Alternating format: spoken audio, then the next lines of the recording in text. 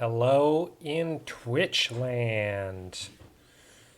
I'm Joe here with Green Oaks Gaming, and joining me shortly will be Tammy. It is Tuesday night, and Tuesday night means it's all about pursuing a passion. So, honest reviews for tabletop role playing games, accessories, websites, support, products, the whole nine yards. And last week we did not have a set agenda on what we were going to cover today. However, we did come up with a plan and went to two websites, one of which I frequent quite a bit, and its sister website as well. But before we get into those websites, I just want to give a quick introduction. So, Green Oaks Gaming is a small business. We focus on RPG aids and gaming for tabletop role-playing games. Our focus on our channels is primarily focused on Dungeons & Dragons 5th edition, just because it is arguably the most popular role-playing system that's out in the public right now. We just started a new schedule here on Twitch just 2 weeks ago. We're in our third week now. Started on a Saturday, so our week runs from Saturday to Friday. Saturday is starting at noon. It's all raw studio miniature painting and discussions on miniatures and how I integrate and use them on RPGs on the tabletop, along with just industry news. Sunday, we don't do any streaming. Sunday is a gaming day and family day, so there's no streaming for our channel on Sundays. However, we're editing content and prepping content for it to transfer to YouTube, so be sure to check us out on YouTube.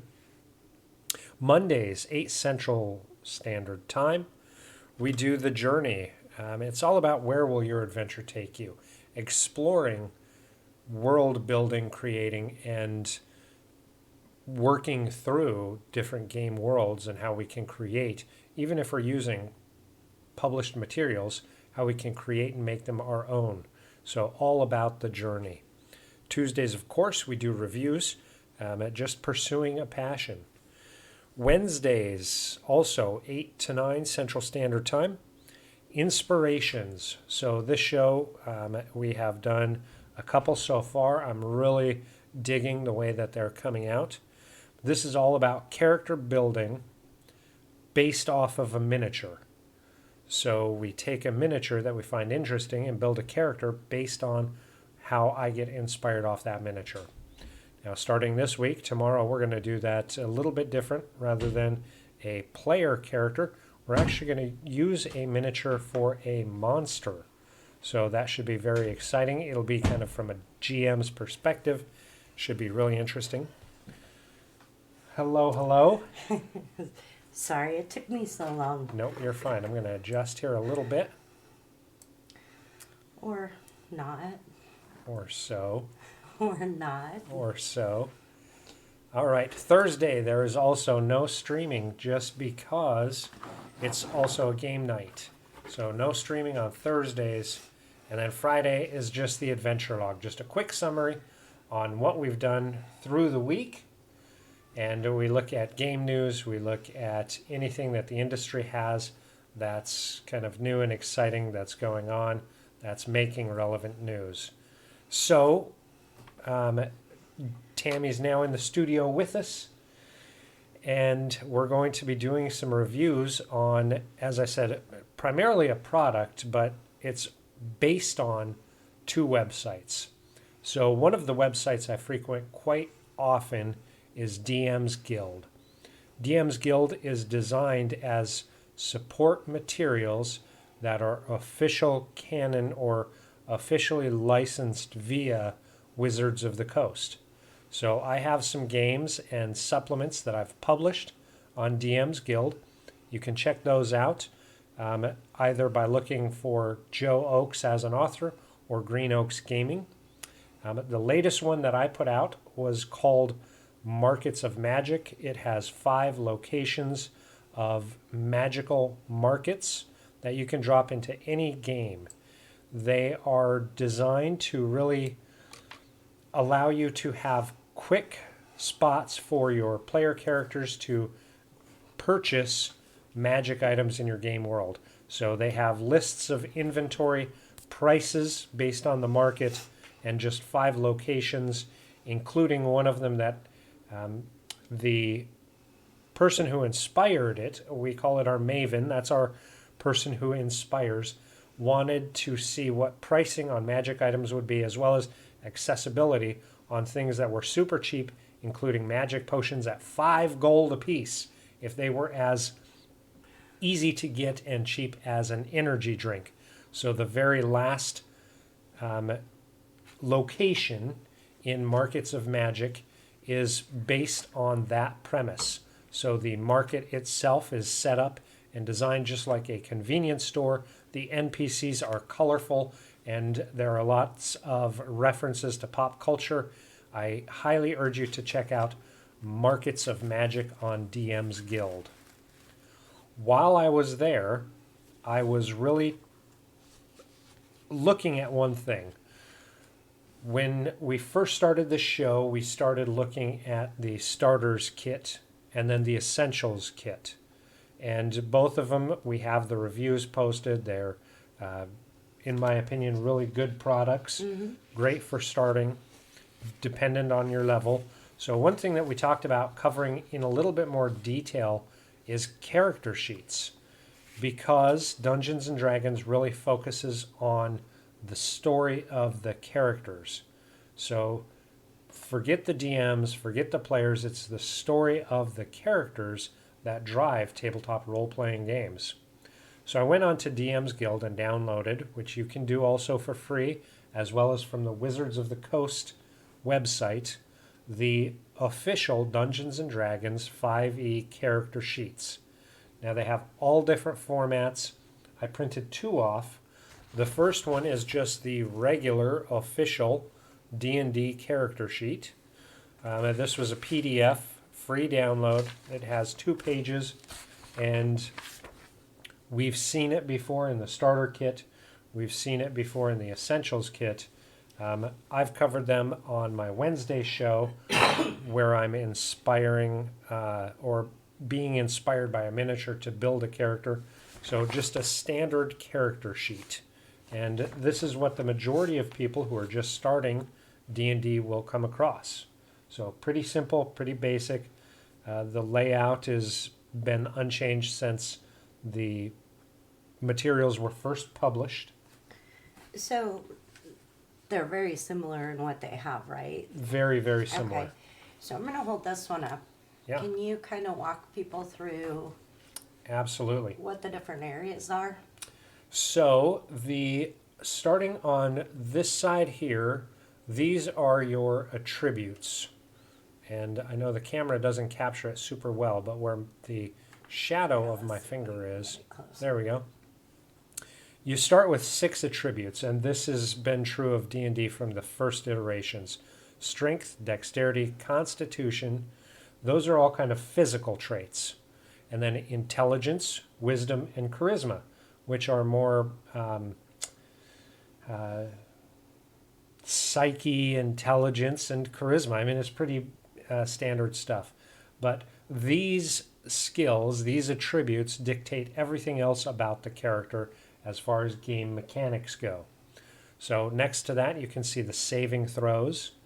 Saving throws are also based off those abilities, and you'll have modifiers based on your race and class.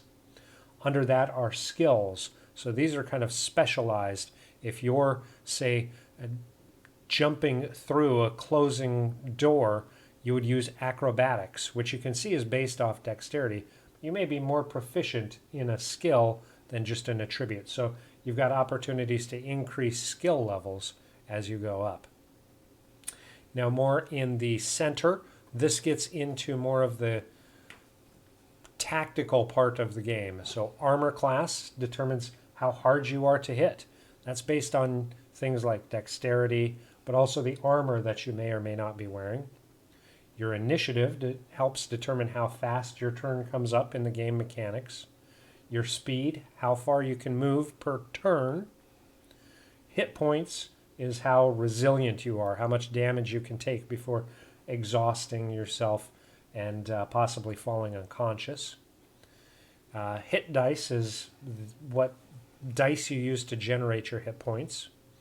You can see the death saves. So when you fall unconscious and start taking damage, you have to either succeed or fail on death saves. If you fail, your character becomes perma-dead.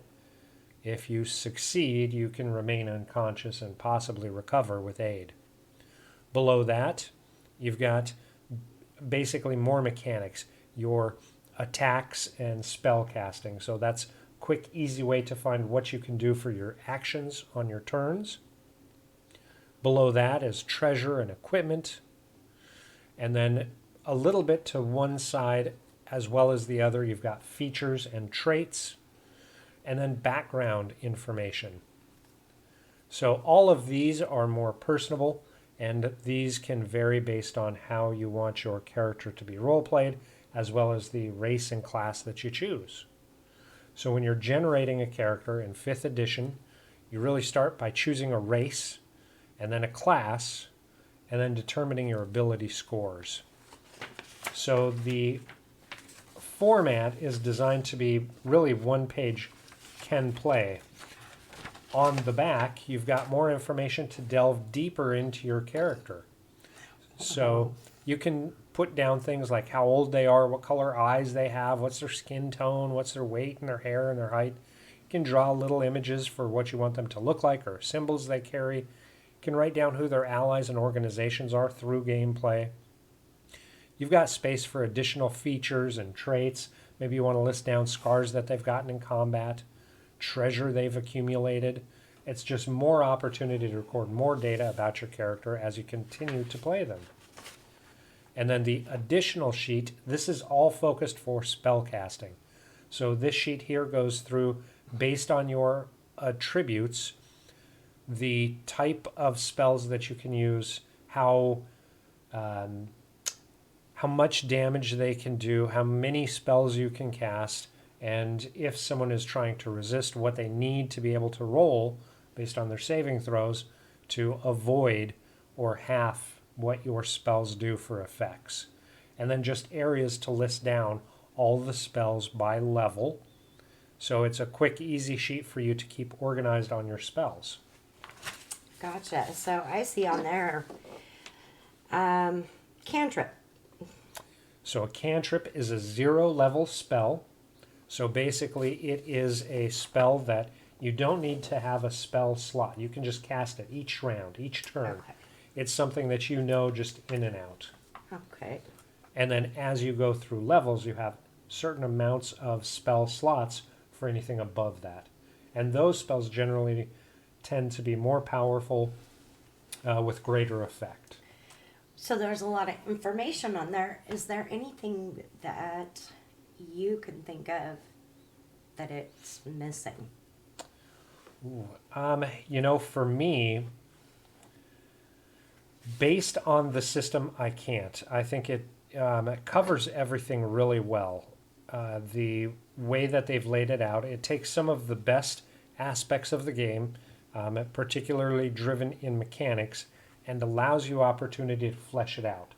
So different editions allowed for different types of character generation. The later editions, second, really third, really kind of pushed the envelopes, allowed you to develop more skills and backgrounds and things that your character could do outside of combat turns. So it was really more of a character builder. This has free space for you to, if you like doing that, to add that in, but does not take away from the game mechanics of page 1.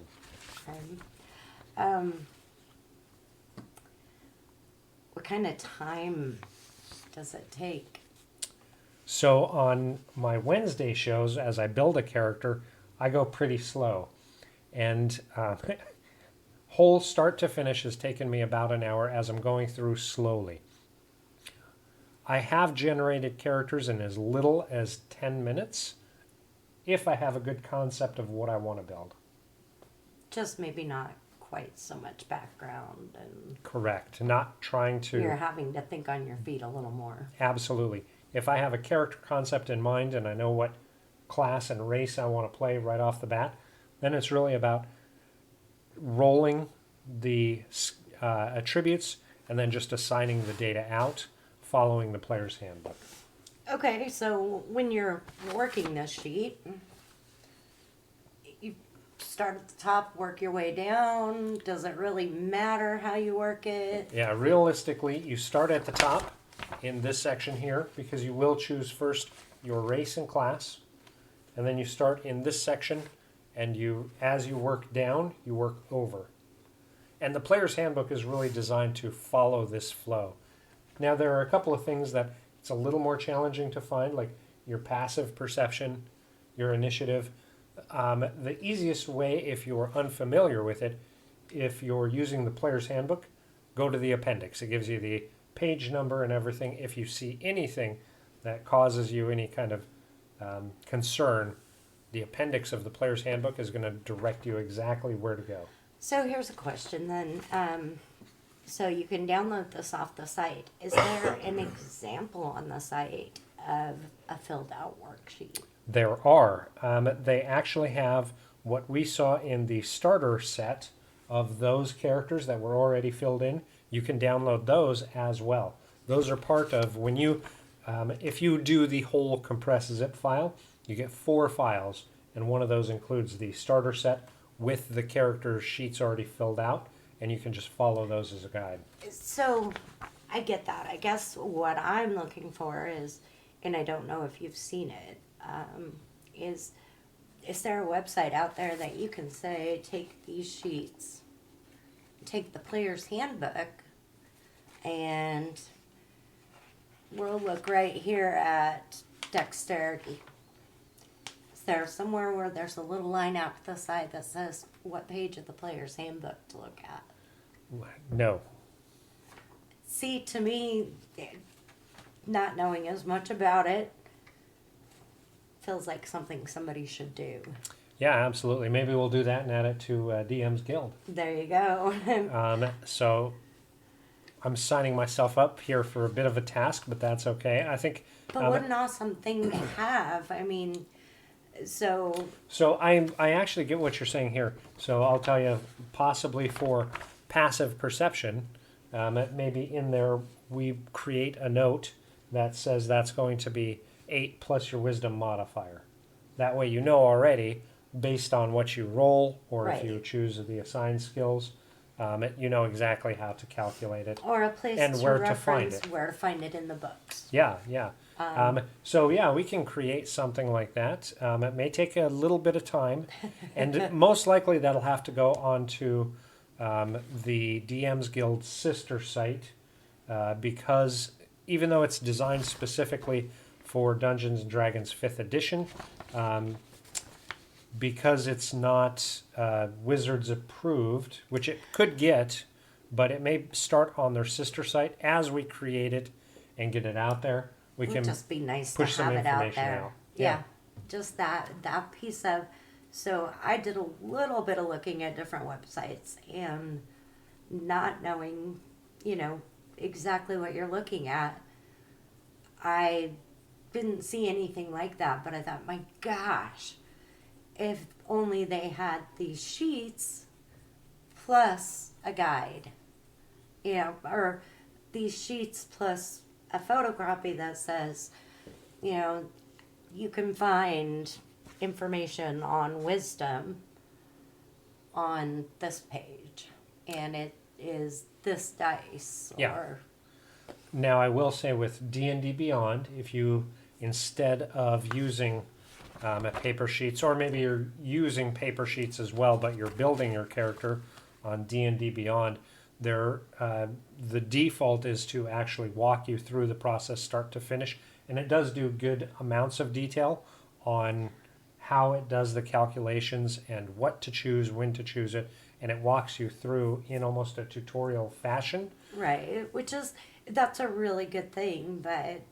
you have the more modern player that is going to want to do something like the D&D Beyond. Yeah, Which, absolutely. As we're talking about character sheets, it's not your typical character sheet, but that's one of the sheets that we are talking about today.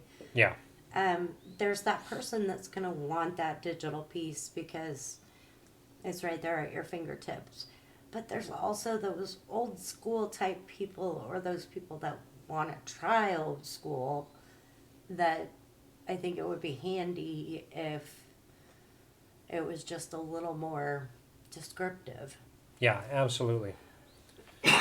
So that is the standard right off DM's Guild as well as Wizards of the Coast character sheet. The second one is what's called the AL or Adventure League's character sheet. Now you can see, maybe, work Here, on my let me adjustments put it here. on this side. Because You I'm can getting see better at this. this is extremely similar to the first one. You can see it's got a little bit of different formatting. So your saving throws are right next to the abilities. All the information is identical. It's just placed out a little bit different.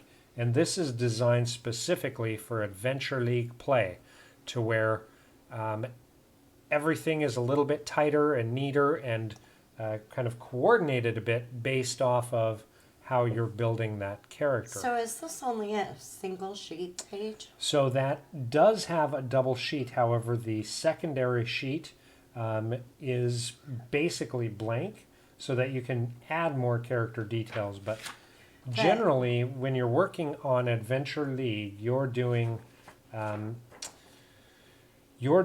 more jump in, complete an adventure for X amount of time, and then jump out. Right. So there isn't a whole lot of downtime and role play and items like that. It is really designed to just allow you to go through and mechanically play the game. It also looks like maybe that's something that is geared more towards a more experienced player.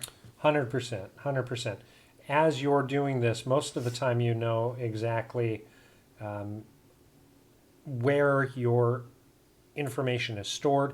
You're uploading this to your Dungeon Master so they can just review and make sure everything checks out to AL standards and league play standards. Everything is set a little bit more tighter. You don't have as much freedom to choose, though that's changing now. With Adventure League play, it's designed to use a standard array. So instead of rolling for the dice or anything like that, you have a standard array that you can choose, set numbers for your abilities that everything feeds off of. Those are standard across the board. Gotcha. So you're not going to get a level 20 skill-wise wizard and a level 2 Correct. brand new. It's all sent for more play balance. Gotcha. Okay. And in some ways that's good. So for the conventions that I was playing in, those were all Adventure League. And based on that, you have set parameters that you can build your characters. As I said, some of that's changing. Previously it was you could use the player's handbook and then one source book. So the DM would decide what source book they were using. So it could be we're going to use player's handbook and Xanthar's, but nothing else.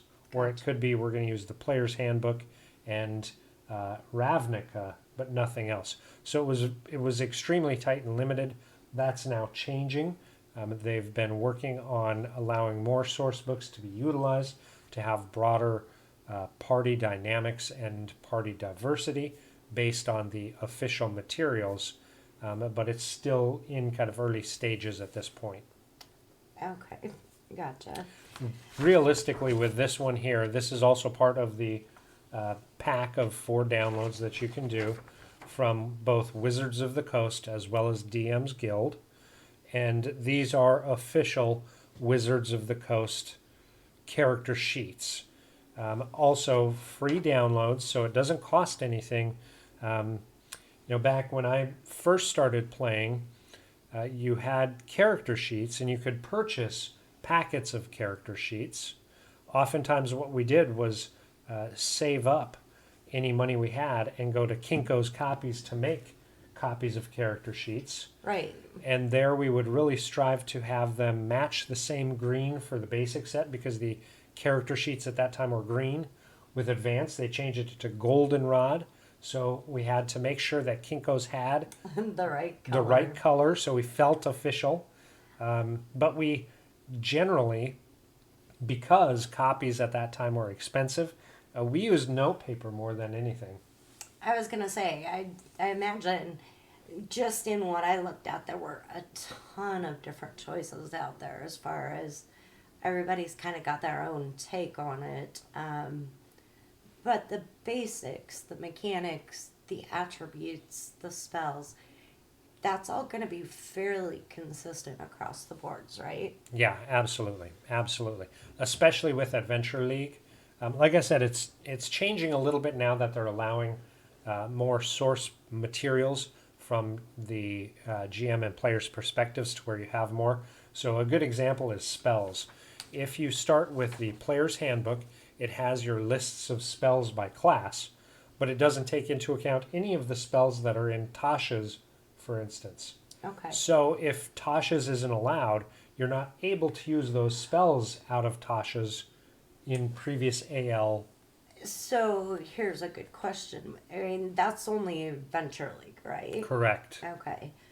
So Adventure League is not using anything like the D&D Beyond. It has to be on this or a very similar sheet.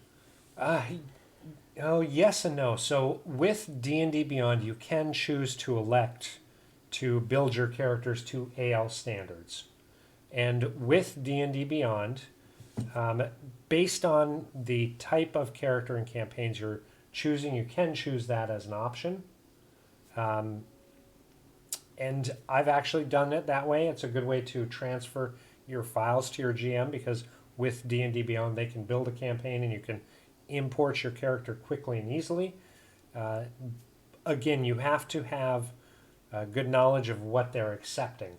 Because if you build your character in D&D Beyond and you have all the source books, let's say digitally, if they've excluded something, you need to be aware of that so you can turn that content off. So if you built a character in D&D Beyond, and you don't have the source books, do you still have access to all of the spells?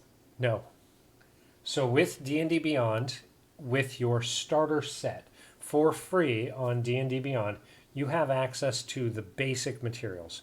So that's everything that's covered in the starter set that we saw. Now this is, it's so hard to get this right. It's because it's backwards. So yes, that's D&D Beyond, and I actually can bring up mine. So mine is a little bit different. Well, this is not having used it before. Correct. And so this is what you will land on. Yes. When you go to the D&D Beyond website. And that starter page will vary a little bit by season. Again, just kind of walking you through so you can see. I just hit create a character for free. Gives you the option, sign up with Google, sign up with Apple. Which you do need to sign up. You cannot do like a guest account. Just because they want to make sure that any content that you were to use or purchase or build, All right. you have access to. You get to this where it says choose your username. And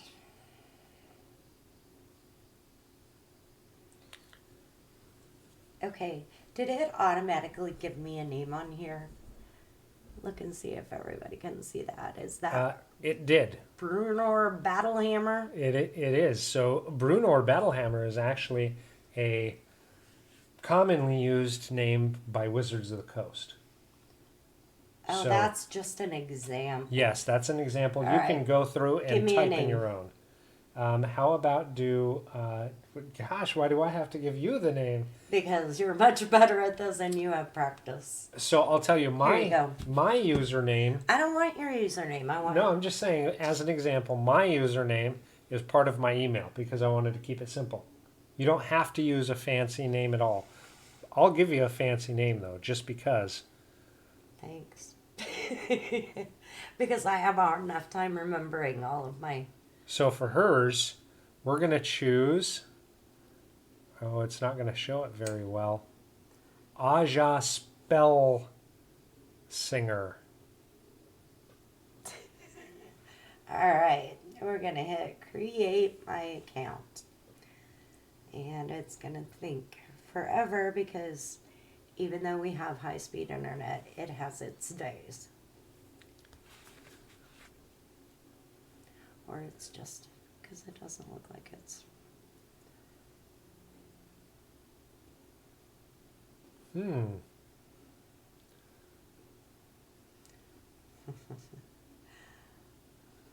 Well, while she's doing some technical difficulties, so mine, as you can see here, I have been using for a number of years now. Mine is, I've got a lot of characters that I've built because I build characters a lot so I can understand the dynamics of different race, class, and level combinations.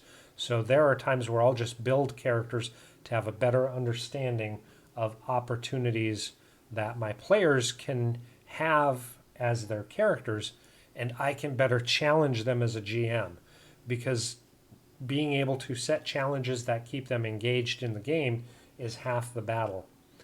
But when you go in, so mine, I have a different level than the basic starter set, but you can go in and look at, as you are building characters, all different types of functions to pick your equipment, to pick feats, magic, the whole 9 yards. It all depends on the level of subscription that you choose, whether it's the free, whether it's the hero, whether it's the GM. I will say that if you're a DM and you purchase a lot of the source books and materials and you want to share it with your players, you need the GM to be able to do that. Got it to the next... I had to change the name because It's too complicated. No, it's already been chosen. Oh, oops. So next we're going to come up to this screen where it says create your D&D character, build an encounter, purchase D&D books. We'll go ahead and hit let's begin. And here you're going to get a choice of standard, quick build, randomize. Now, you usually use standard, don't you? I 99% of the time choose standard. And there, I don't know how well you guys can see this because we are backwards.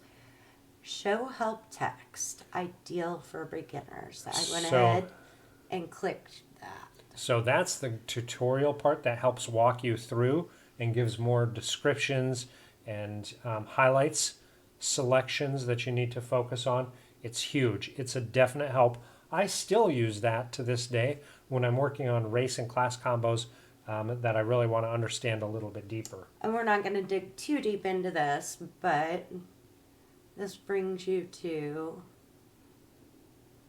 a little bit of information on creating a character levels, preferences you might have. So you'll click next. It's a good thing he knows what's going on. All right. And we're going to go back up here where you guys can see this again. And you can see on that bottom right where there's the previous and next. That's the next I had her hit. So here are some very interesting things on this one here. So the photo, you can see it's got a blue plus sign. It also has character's name, so that's randomly generated. You can click on that to randomize it and get a completely different name. So anywhere you see blue, that means you can adjust it. All right. This is the randomized. Yep. And then, so I urge people not to click on the photo to start. Don't click on there because it's going to overwhelm you. But you'll be able to choose a portrait for your character. Now in the sources, this is where you want to choose what sources you're using. Now most of these you don't need. So I would actually deselect Magic and Eberron. Okay. Just to make it more simple. You want to select as little as possible. Keep it as basic as possible. So what are those that they're giving you? It's just So extra... those are additional source books that are official.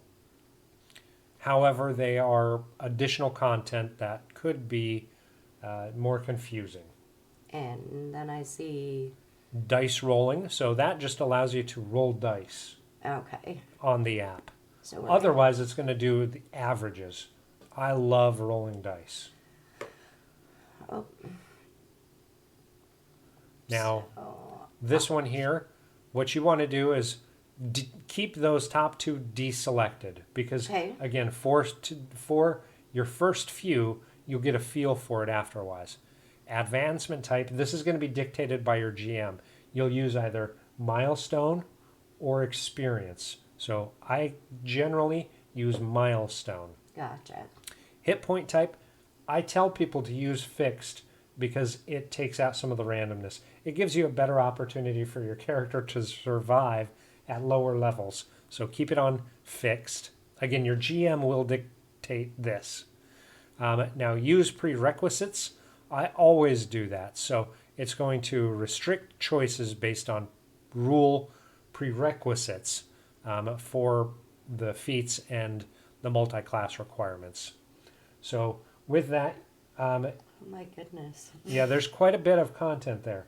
But basically, it just goes through and allows you to really set the standards for what you want to do. So I use encumbrance. That way it lets you know if you're carrying too much. I ignore coin weight though, so my characters can carry as much coin as they want because I figured they're going to be turning it in.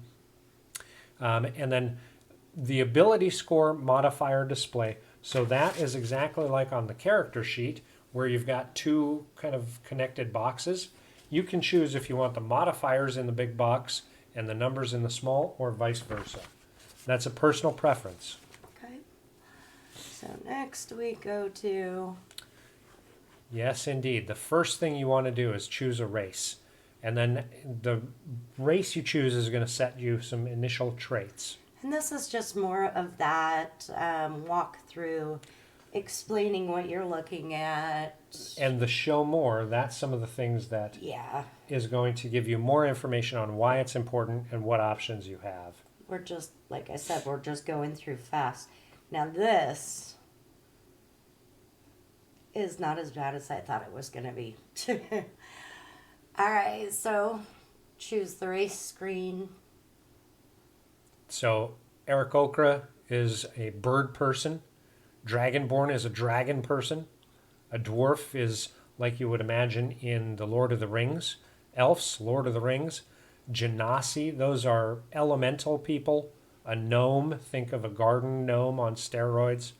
A Goliath is a half giant. A half elf is a half elf. A half orc is a half orc. A halfling is the equivalent of a hobbit. A human is a human. A tiefling is a human with like demonic traits.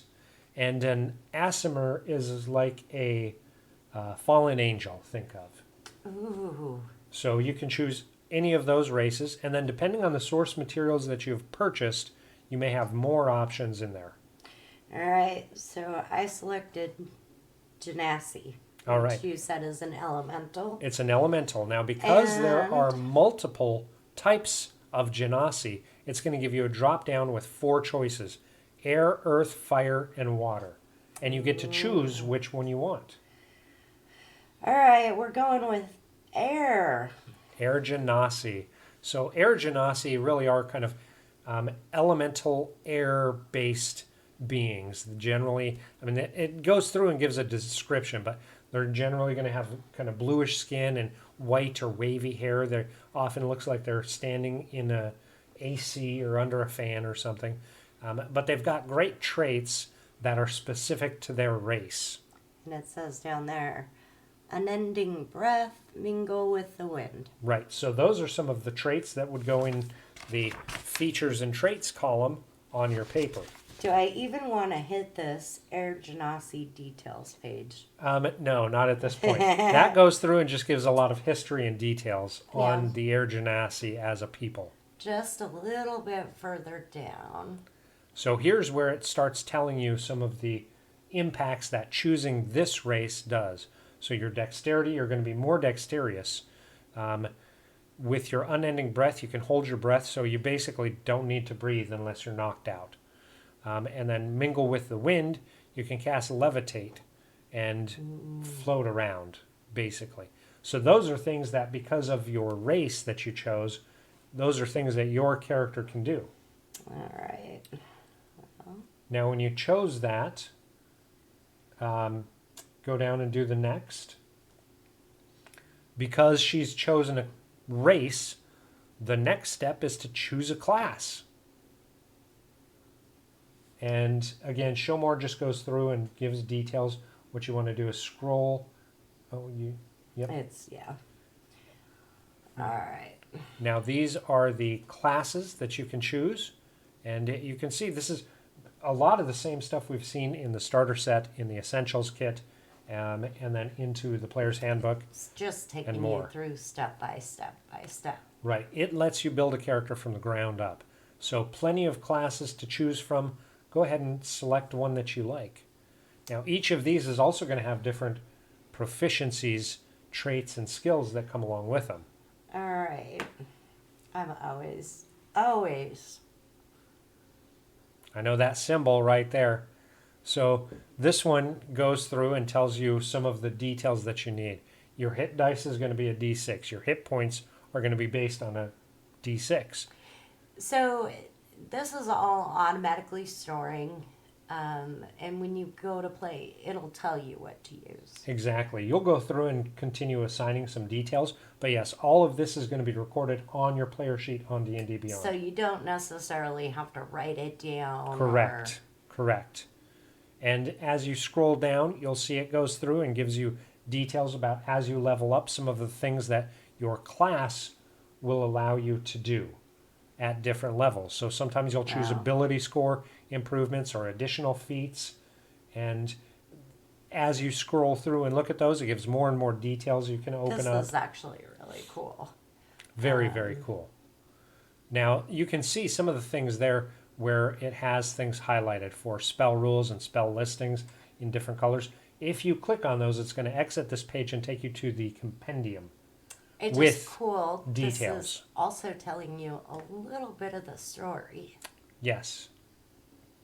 So And that is going to help you with your character background. And when you get to that stage, you're already going to have a good idea based on the selections you've made early on. Well, and this is telling me there's your cantrips, which are, you can use at any time, right? Correct. And 4 cantrips that you have to pick. Yep. And that'll come up later, I imagine. Later on, yes.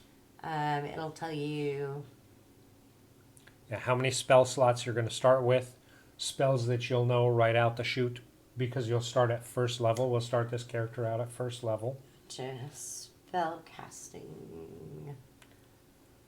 This is talking about charisma, it looks like. Yeah, because for a sorcerer, they use charisma as the base for their spells. So everything is based on your charisma score.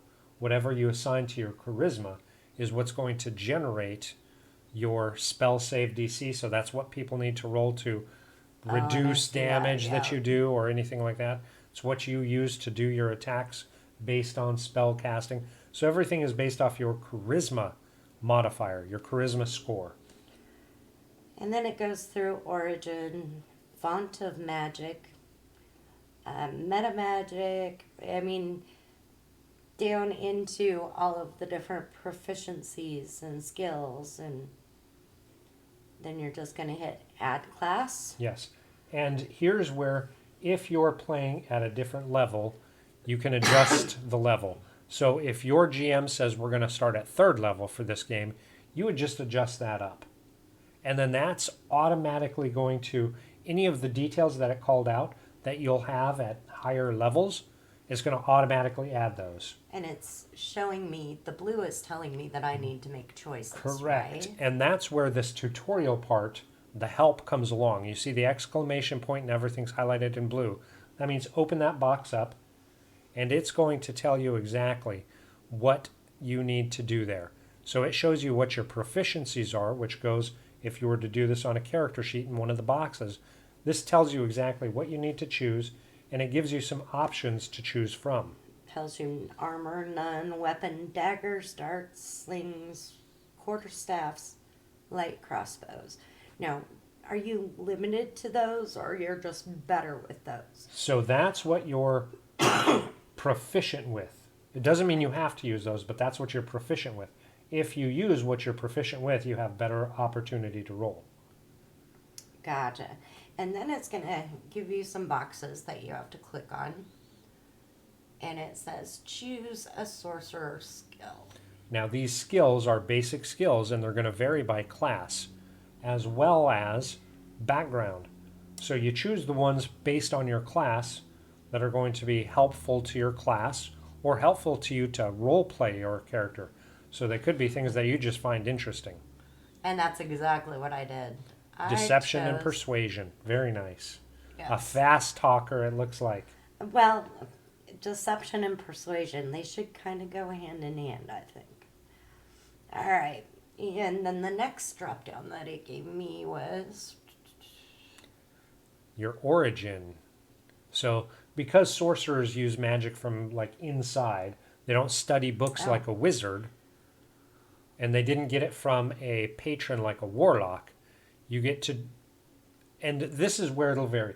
If you have more source books, you're going to have more options. and this is where This is based off basic. You have one choice here, Draconic Bloodline. So somewhere in the past, you've got a Draconic Bloodline. Oh, I like that because it is D&D. Yes. So your dragon ancestor, you get to choose that. And it says at first level you choose one type of dragon as your ancestor. And wowzers. Now this, I don't see where there's much description to tell you what the What's different what? dragons, yeah. There isn't. If you have Fizban's Treasury of Dragons or the Monster Manual, that'll help. However, over time you'll get it. So depending on the type of dragon you choose is going to have some big impacts.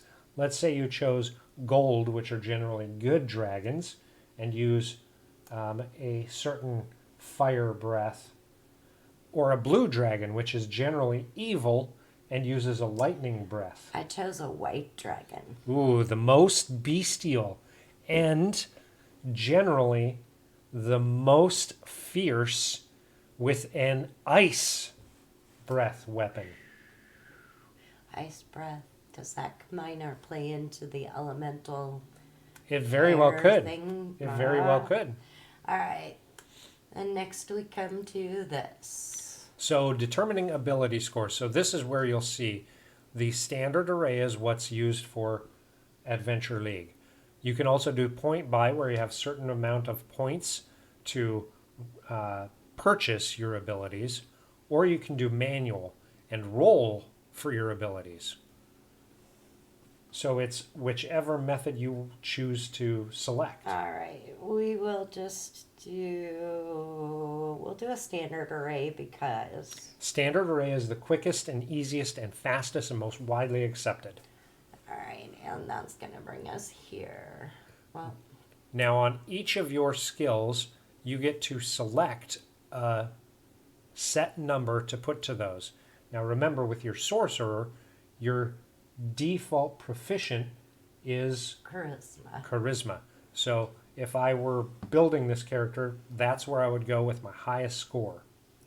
Oh, and you have to choose one of what they give you. It's going to give you that standard array, 15, 14, 13, 12, 10, 8.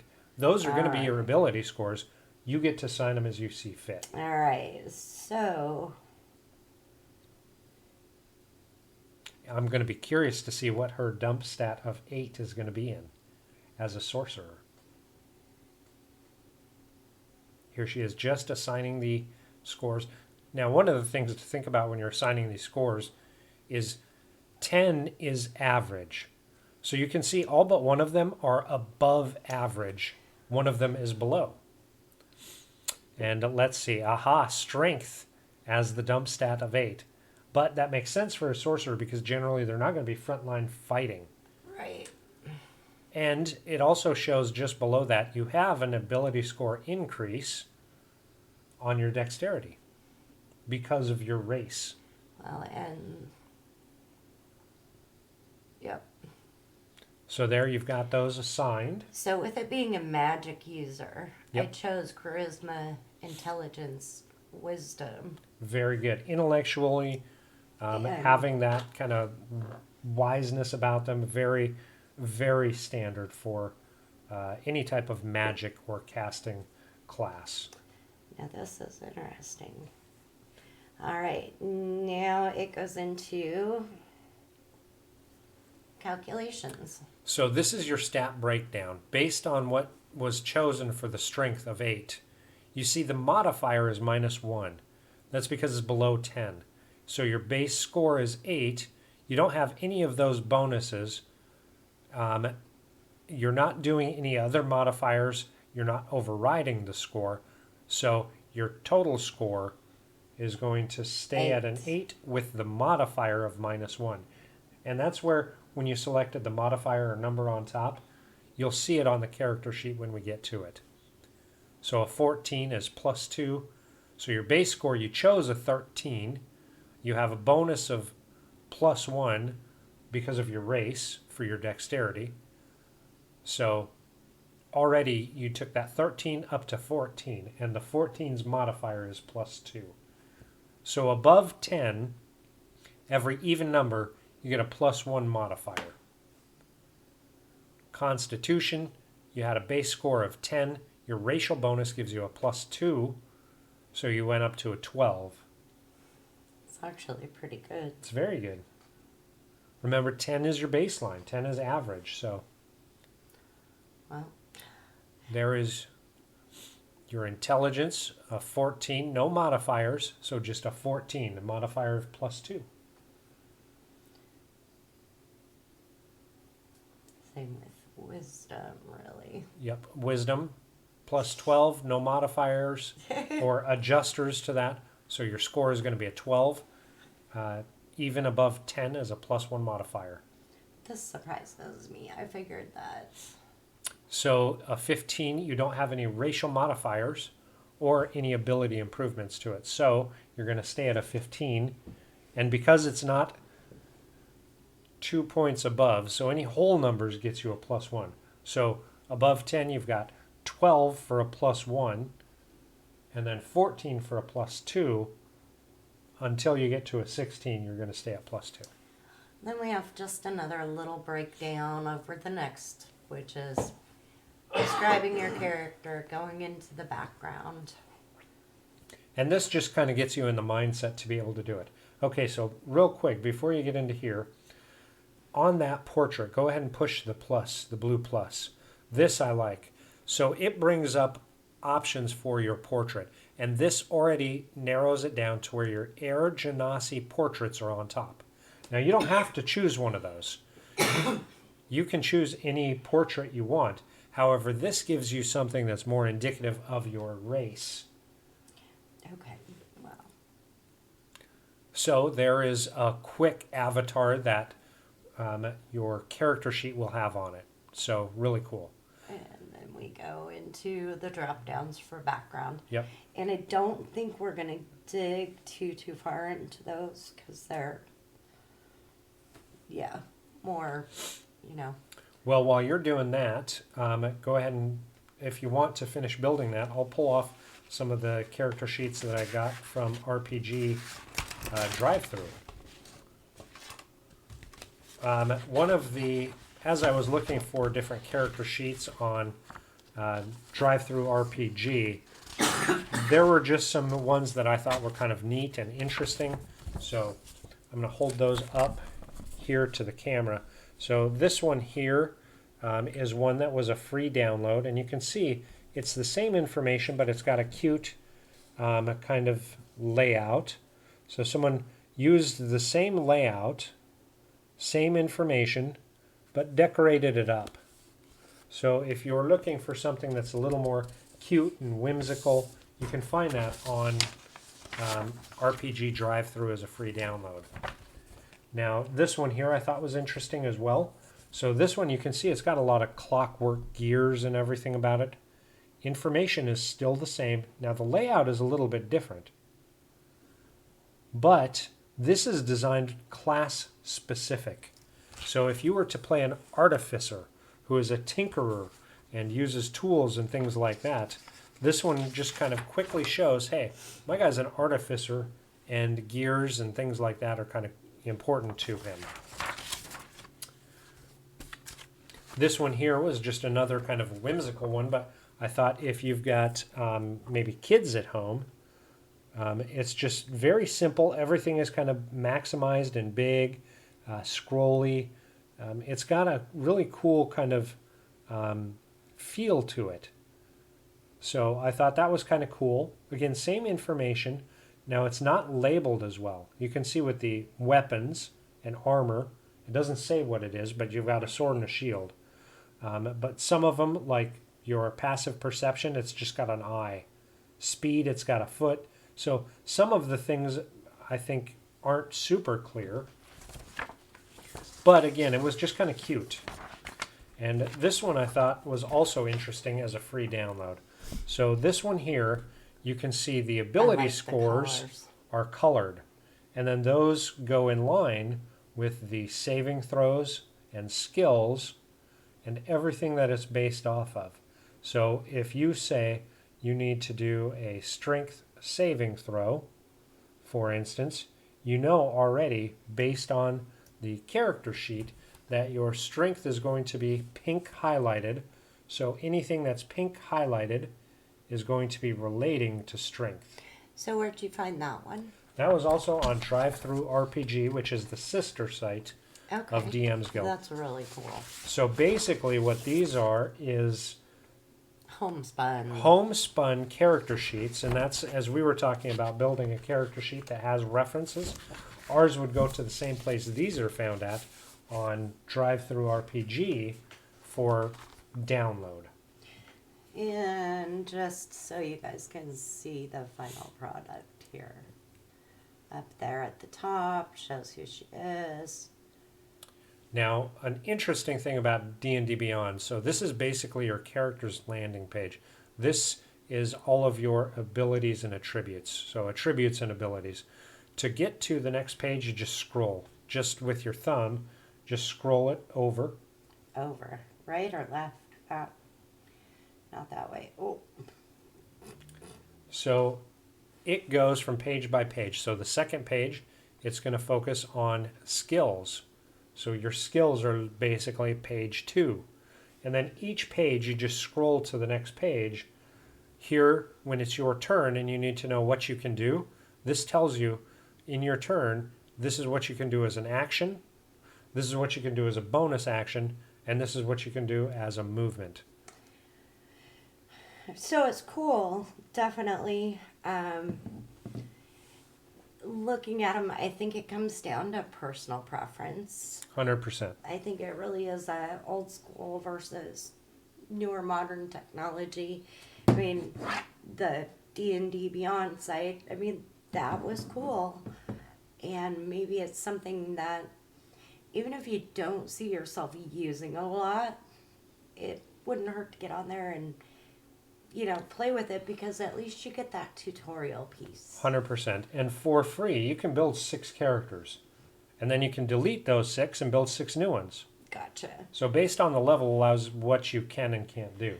But yeah, I think at the end of the day, it really comes down to, would you rather have those dice in your hands and roll them? And So as a couple of examples, with the campaign of Kingdoms of Espar, my players used character sheets in sleeves, in just clear plastic sleeves, and they each had a binder that they would store the handouts that I gave them, and they would use dry erase to adjust things during play.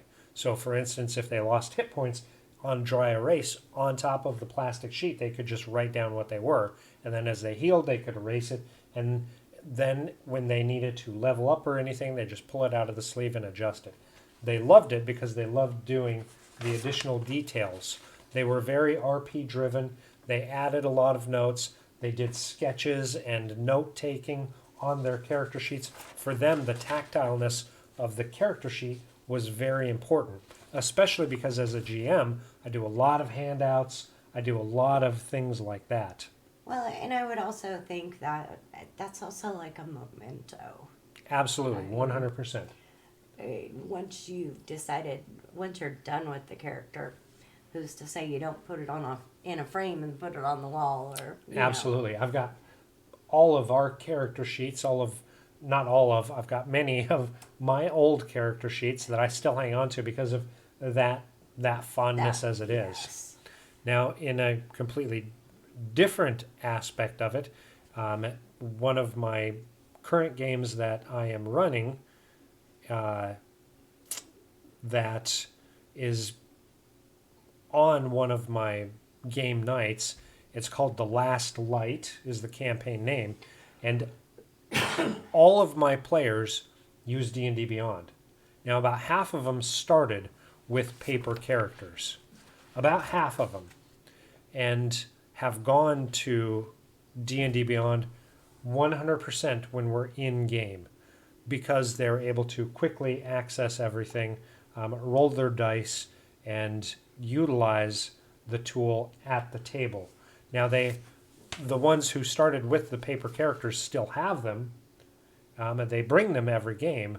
But as soon as we begin playing, on Do comes they D&D update them? Beyond. They update them regularly. A couple of them are linked into. So as a GM, I built a campaign that they can upload their characters to, and I can add notes and they can access those notes in the app. Um, there is kind of a pro and con on that. The biggest con, of course, is they don't get to utilize the note taking as much, and it shows in their games. I will say it shows in their games. They're not. They're or missing pieces. Yes, absolutely. When they have to reference back to things, if they don't have the notes on it, I have to remind them. As a GM, I generally don't mind, but there are things that I don't remember, and I don't like going through Well, thousands of notes to some of the find the name of an NPCs, NPC, yes. for instance. But the pros are, because they've all got their D&D Beyond apps, their attention is not scrolling through TikTok or anything like that. So It's a 50-50 thing. I think the D&D Beyond site is fantastic. I mean, great place to go in and to learn more without having to go through a book if you're more technically minded. I like the paper, personally. So me personally as well, for a couple of reasons. I think one of the biggest one is because I started this way. It is a habit, and so I like generating characters. Another thing is it really forces me to go through the books and the source Get books to know everything a little better. and actually read through them. It's not a super speedy process, and it drives me to think about the character that I'm building. And when I spend that little bit more time creating, I actually get more invested in the characters that I build here than I do on D&D Beyond. I would also think that you kind of get a little more immersed 100%. when you're reading through all of those books, and so to me that's why absolutely this would be my top recommendation. But the D&D Beyond website is definitely a good piece. Absolutely. As far as like reviews for the websites for DM's Guild and RPG, Drive-Through RPG, I can say they are extremely user-friendly. There is so much content, they may be a little challenging to navigate, so make sure you're using that search. If you're looking for something like character sheets that are a little more customized, they had lots of options that were free downloads. Now, they had many options that you could pay for, and about, I would say, easily 3/4 of them were pay what you want kind of deal. So if you wanted to download and donate. and give the person who worked on the sheet, a buck or something, you could do that. Which is a great way of supporting the community. Absolutely, 100%. They did have some, especially from Wizards of the Coast, that was a packet that included several pre-gen as well as blanks. That one was a strictly pay. There are some that have a lot more intricacy in artwork on the layout that were strictly pay, but definitely good sites to go. And if you're looking for something more customizable than just the free download, absolutely worth it. And be looking. We are going to put a cheater out there at some point. Yeah, we'll put together something that will have formulas and reference points for you to go at least to the basics, so to the player's handbook at the very minimum. And that was exactly what I was thinking is, I mean, you put something like that with the player's handbook and start there and then build. yeah. So yeah, overall character sheets, one of the most important parts of the game, bar none. Lots of options supported by the community and to meet different individual personal tastes. I also have to say my preference is on the paper. Not too long ago, I did a video for YouTube about, I called it Getting in the Game or Get in the Game. I did one specifically for players and one specifically for GMs. And the one for the players, there were 5 tips on how to get in the game.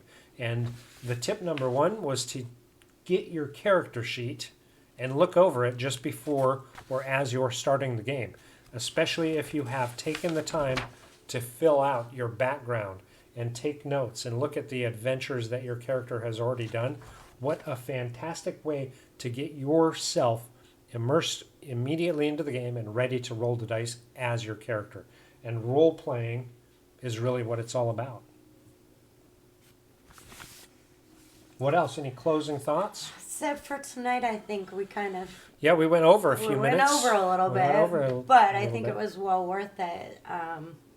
Just Yeah. really good stuff.